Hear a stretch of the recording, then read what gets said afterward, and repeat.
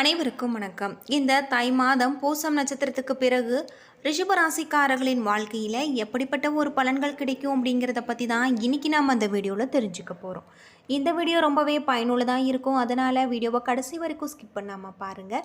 இது வரைக்கும் நம்ம சேனலை நீங்கள் இன்னும் சப்ஸ்கிரைப் பண்ணலைன்னா மறக்காமல் சப்ஸ்கிரைப் பண்ணிவிடுங்க. நீங்கள் ரிஷபராசிக்காரராக இருந்தால் மறக்காமல் கமெண்ட் பண்ணுங்கள். உங்களுக்கு எந்த கடவுள் பிடிக்கும் அப்படிங்கிறதையும் மறக்காமல் கமெண்ட் பண்ணுங்கள்.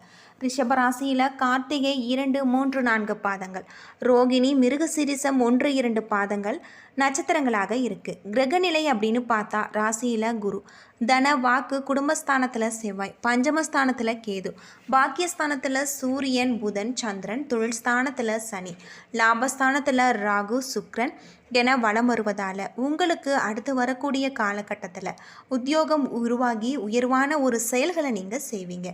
திருமணமானவர்களுக்கு புத்திர பேரு கிடைக்கும். வயது வந்த புத்திரர் உள்ளவர்களுக்கு நல்ல உதவிகள் கிடைக்கப்பெற்று மிகப்பெரிய ஒரு காலகட்டமாக இந்த காலகட்டம் அமைஞ்சிருக்கு.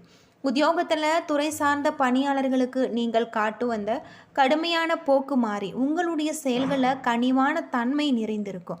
இதனால் உங்களுக்கு நல்ல பெயர் பெறுவதுடன் ஊழியர்களின் எதிர்பார்த்த உதவிகளும் உங்களுடைய மனதை மகிழ்ச்சி கொள்ள செய்யும். வியாபாரிகள் பொருட்களை குத்தகை முறையில் வியாபாரம் செய்வாங்க. அதிக லாபம் பெறுவாங்க. தொழிலுக்கு புதிய சொத்துக்கள் வாங்கக்கூடிய யோகம் கிடைக்கும். பெண்களுக்கு சீரான வாய்ப்புகள் வந்தாலுமே அவ்வப்போது குழப்பமான மனநிலையும் இருக்கும் அப்படின்னு சொல்லலாம். இருப்பினும் உடல்நலனில் நீங்கள் கவனமுடன் இருக்க வேண்டியது நல்லது.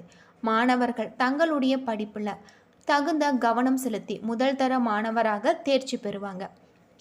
சக மாணவர்களின் பாடம் தொடர்பான சந்தேகங்களுக்கு உங்களுக்கு உதவி கிடைக்கக்கூடியதாக சொல்லப்பட்டிருக்கு. தேவையான பொருளாதாரம் கிடைக்கப்பட்டு தகுதியான செலவுகள் செய்து நல்ல பெயரை நீங்கள் பெறுவீங்க. வெள்ளிக்கிழமை தோறும் அருகில் இருக்கக்கூடிய பெருமாள் கோவிலுக்கு சென்று வரவும் மல்லிகை மலரை சாத்தி வழிபடுவது உங்களுடைய வாழ்க்கையில் இருக்கக்கூடிய பிரச்சனைகளுக்கு தீர்வு கிடைக்கும் அப்படின்னே சொல்லலாம். பொதுவாக ரிஷபராசியில் பிறந்தவர்களுக்கு இனி வரக்கூடிய காலகட்டம் சிறப்பான ஒரு பலன்களும் சிறப்பான ஒரு மாற்றமும் தரக்கூடியதாக சொல்லப்பட்டிருக்கு. பண வரவிற்கு உங்களுக்கு குறைவு இருக்காது. தகுந்த சூழ்நிலைகள் மகிழ்ச்சி தருவதாக இருக்கு. எதிர்பார்த்த செலவுகள் ஏற்படக்கூடும். சகோதரருடைய வகையில் சர்ச்சைவுகள் மறைந்து நல்ல ஒரு உறவு ஏற்படலாம். நீதிமன்றத்தில் வழக்குகள் இருந்தால் தீர்ப்புகள் உங்களுக்கு சாதகமாக முடியும். கணவன் மனைவிக்குள் அனுசரித்து போவது நல்லது அப்படின்னே சொல்லலாம். அலுவலகத்தில் உங்களுக்கு மறுக்கப்பட்ட வந்த சம்பள உயர்வு, பதவி உயர்வு போன்ற சலுகைகள் கிடைக்கும். சிலருக்கு வேறு ஊருக்கு இடமாறுதல் கிடைக்கும் என்பதால் தற்காலிகமாக குடும்பத்தை விட்டு பிரிந்திருக்க நேரிடலாம். வியாபாரத்தில் விற்பனை சற்று மந்தமாக தான் இருக்கும். சக வியாபாரிகளுடன் இணக்கமாக நடந்து கொள்வது நல்லது. முயற்சிகளில் கூடுதல் கவனம் தேவை. குடும்பத்தை நிர்வகிக்கும் பெண்களுக்கு சற்று பொறுமையை கடைபிடிக்க வேண்டும். அது மட்டும் இல்லாமல் வேலைக்கு செல்லும் பெண்களுக்கு அலுவலகத்தில் சில சலுகைகள் உங்களுக்கு கிடைக்கக்கூடியதாக இருக்குது. உங்களுக்கு வழிபட வேண்டிய தெய்வம் அப்படின்னு பார்த்தா விநாயக பெருமான். விநாயகருக்கு அருகம்புல் சாற்றி நீங்கள் வழிபட்டு வருவதன் மூலம் இனி வரக்கூடிய காலகட்டம் சிறப்பானதாக அமைஞ்சிருக்கு. பொதுவாக ரிஷபராசியில் கார்த்திகை 2, 3, 4 பாதத்தில் பிறந்தவர்களுக்கு வீட்டில் நடைபெறவிருந்த சுப காரியங்கள் அனைத்துமே தடை தாமதங்களுக்கு பிறகு சிறப்புற நடக்கக்கூடியதாகும். முக்கியமான பணிகள் சுறுசுறுப்பு குறைந்து சோம்பல் அதிகரிக்கும். மற்றவர்களுடைய உயர்வை கண்டு நீங்கள் பொறாமை கொள்ளாதிருப்பது நல்லது. அது தவிர முயற்சி செய்தாலும் இளைஞர்களுக்கு புதிய ஒரு வேலை வாய்ப்புகள் கிடைக்க தாமதமாகும். வியாபாரத்தில் புதிய விரிவாக்க திட்டங்களை ஒத்தி போடுவது நல்லது அப்படின்னே சொல்லலாம்.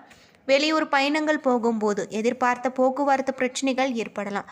தாய் வழி உறவினர்களால் எந்தவித உதவியும் உங்களுக்கு இருக்காது. சிலருக்கு காரிய தடைகள் காலதாமதம் காரணமாக பின்னடைவுகள் ஏற்படும்.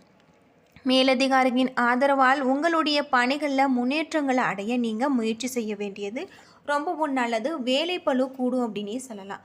ரோகிணி நட்சத்திரத்தில் பிறந்தவர்களுக்கு இந்த வாரம் தொலை தூர பயணங்கள் ஒத்தி போடுவது நல்லது. உங்களுடைய வாழ்க்கையில் முன்னேற்றத்திற்கான புதிய வகைகள் தென்படலாம். ஆனால் அது உங்களுக்கு எட்டா கனியாக கூட இருக்கலாம்.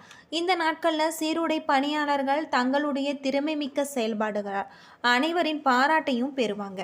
வாகனங்களில் செல்லும்போது எச்சரிக்கையுடன் இருக்காவிட்டால் விபத்து ஏற்பட வாய்ப்பு இருக்குது. கவனமாக இருப்பது நல்லது. அது மட்டும் இல்லாமல் உங்களுக்கு வேலைப்பளு காரணமாக நேரத்திற்கு உணவருந்த முடியாத நிலை ஏற்படலாம். வீட்டில் உறவினர்களோடு இருப்பதால் விருந்து, மகிழ்ச்சி, கொண்டாட்டம் என குழந்தைகளோடு ஆனந்தம் பொங்கும்.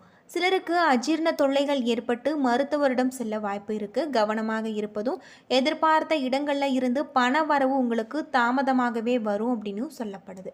மிருகசிரிசம் 1-2 பாதத்தில் பிறந்தவர்களுக்கு இந்த வாரம் பொருளாதார நிலை உங்களுக்கு சீராக இருக்கு என்பது சொல்வதற்கில்லை. சிலருக்கு வீட்டில் நிச்சயிக்கப்பட்ட திருமணங்கள் சூழ்நிலையை காரணமாக தள்ளி போடலாம். போக்குவரத்து பிரச்சனைகள் காரணமாக திருமணம் செய்ய முடியாத சூழ்நிலைகள் எழலாம். இது நாள் வரை இருந்து வந்த பயங்கள் மறைந்து மனோதைரியம் அதிகரிப்பதன் காரணமாக எதையும் நீங்கள் எதிர்த்து வெற்றி பெற முயற்சிப்பீங்க. உங்களுடைய தொழிலில் எதிர்பார்த்த தனவரவு ஏற்பட சிறிது காலம் உங்களுக்கு ஏற்படும். அரசு கடன்கள் கிடைக்கும் வாய்ப்புகள் உங்களுக்கு ஏற்படலாம். அரசு பணியாளர்களின் வேலைப்பளு கூடும், ஆனால் பாராட்டுகள் கிடைக்கும் அப்படின்னு சொல்லப்படுது. சிலருக்கு வாகன வசதிகள் குறையும். மாணவர்களுக்கு கல்வியில் தடை தாமதங்கள் ஏற்பட வாய்ப்பு இருக்குது. இதன் காரணமாக படிப்பில் உங்களுக்கு ஆர்வம் குறையும். கவனமாக இருப்பது நல்லது அப்படின்னு சொல்லலாம். பொதுவாக சூரிய பகவான் உங்களுடைய ராசிக்கு 9-10ஆம் இடத்துல இருக்கார். பிள்ளைகளால் சிறு பிரச்சனைகளை சந்தித்து மன அமைதியை நீங்கள் இழப்பீங்க. பெரிய மனிதர்களின் ஆதரவால் வார இறுதியில் பிரச்சனைகள் உங்களுக்கு சரியான ஒரு தீர்வுக்கு கிடைக்கும். சந்திரனின் இடப்பெயர்ச்சி நன்மை தீமைகள் என கலந்து உங்களுக்கு பலன்களை கொண்டு வரும். புதிய முதலீடுகளில் நீங்கள் எச்சரிக்கையாக இருக்க வேண்டும். நம்பிக்கையான நபராக இருந்தாலுமே பண விஷயத்தில் நீங்கள் கவனமாக இருப்பது நல்லது. செவ்வாய் 2ஆம் இடத்துல சஞ்சரிக்கிறாரு. மணல் ஜல்லி வியாபாரத்தில் துணிச்சலுடன் ஈடுபடுவதும் மனைவியுடன் மல்லு கட்டாதிருப்பதும் ரொம்பவும் நல்லது அப்படின்னே சொல்லப்படுது. புதன் 9-10ஆம் இடத்துல இருப்பதால் உங்களுடைய குடும்பத்தில் புதிய உயிர் உற்பத்தியாகி அனைவரையுமே மகிழ்ச்சியில் ஆழ்த்தும். தாய்மாமன் வழியில் சில சொத்துக்கள் கைமாறி நெருக்கடியான ஒரு கட்டத்தில் உதவியாக கூட உங்களுக்கு இருக்கலாம். குரு 1ஆம் இடத்துல இருக்காரு. இரவு பகலாக நீங்கள் உழைப்பீங்க. குடும்பத்திற்காக பணம் சேமிப்பில் அக்கறை செலுத்துவீங்க அப்படின்னே சொல்லப்படுது. சுக்கிரன் 11ஆம் இடத்துல அமர்ந்திருப்பதால் கலைத்துறையில் முன்னேற்றகரமான ஒரு நிலையை நீங்கள் அடையலாம். அலங்கார பொருட்கள் விற்பனை அழகு நிலையம் என லாபத்தை கொடுக்கும். சனி 10ஆம் இடத்துல அமர்ந்திருக்காரு. மருத்துவ செலவுகள் மன நிம்மதியை கொடுக்கும். இரும்பு தொழிலில் அமோக லாபம் நீங்கள் பார்ப்பீங்க. ராகு 11ஆம் இடத்துல இருக்காரு. தக்க சமயத்தில் நண்பர்கள் உதவி செய்வாங்க. கேது 5ஆம் இடத்துல இருக்காரு. தொழில் போட்டிகளை நீங்கள் வெற்றிகரமாக சமாளிக்கக்கூடிய ஒரு காலகட்டமாக இந்த காலகட்டம் உங்களுக்கு அமைஞ்சிருக்கு அப்படின்னே சொல்லலாம். பொதுவாக ரிஷபராசிக்கு சூரியன் 9ஆவது இடத்துல அமர்ந்திருப்பதால் தாய் தகப்பன் ஆசை உதவிகள் ஆகியவற்றை குறிக்கும். வாழ்க்கை பாதையில் முன்னேற்றங்களின் வழிகாட்டுதல் மூலம் உங்களுக்கு வெளிச்சம் பாய்ச்சும் ஒரு காலகட்டமாக அமைஞ்சிருக்கு. சூரியன் 9ஆவது இடத்துல இருந்து கொண்டு உங்களுடைய முன்னேற்ற இடத்தை பார்க்கிறார். அது மட்டும் இல்லாமல் இதனால் உங்களுடைய மனதில் இருந்த குழப்பங்கள் நீங்கும், மனம் தெளிவடையும் அப்படின்னு சொல்லப்படுது. இளைஞர்கள் தைரியம் அதிகரிக்கும். எடுத்த காரியங்களில் வெற்றி குவியும்.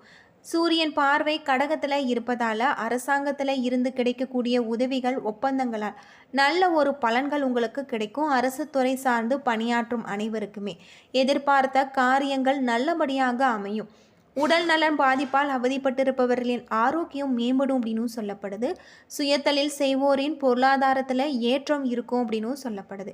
9-10ஆம் இடங்களின் அதிபதியான சனி 10ஆம் இடத்துல வீற்றிருப்பதால் தந்தை வழி சொத்து தாய் வழி உறவினர்களால் பலனடையக்கூடியதாகும்.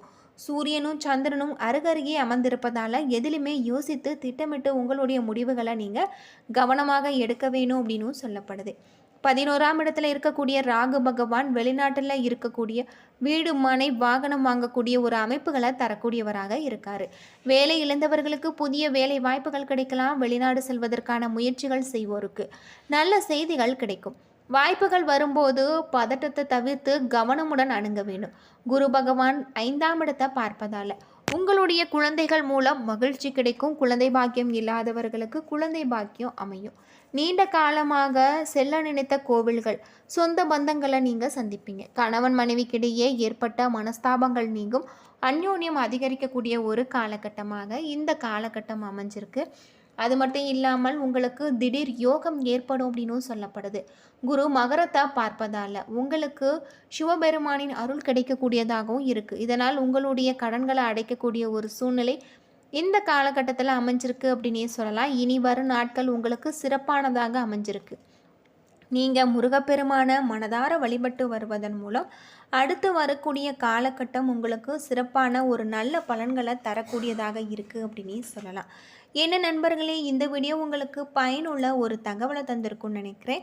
வீடியோ பிடிச்சிருந்தா லைக் பண்ணுங்கள், ஷேர் பண்ணுங்கள், கமெண்ட் பண்ணுங்கள். இது போல் தகவலை தெரிஞ்சுக்க நம்ம சேனலை மறக்காமல் சப்ஸ்கிரைப் பண்ணிடுங்க. நன்றி நண்பர்களே.